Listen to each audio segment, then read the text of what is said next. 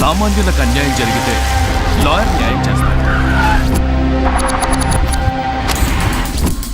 మరి అలాంటిది ఆ లాయర్కే అన్యాయం జరిగితే ఏం చేయాలి?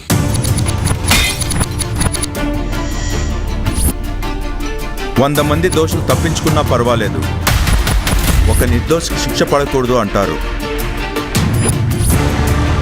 లాయర్గా సక్సెస్ అవ్వాలంటే బ్రెయిన్, లాజిక్ రెండే వాడాలి.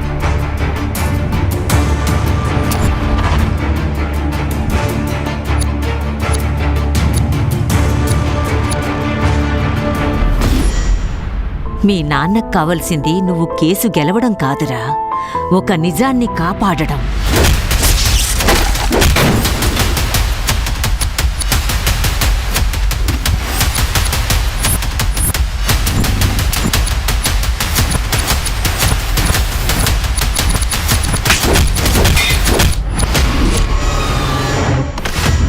అంకుల్, ఆ నల్ల కోట్ వేసుకోవాలంటే ఏం చెయ్యాలి? ఆ నల్ల కోట్ వేసుకోవాలంటే లా చదవాలి.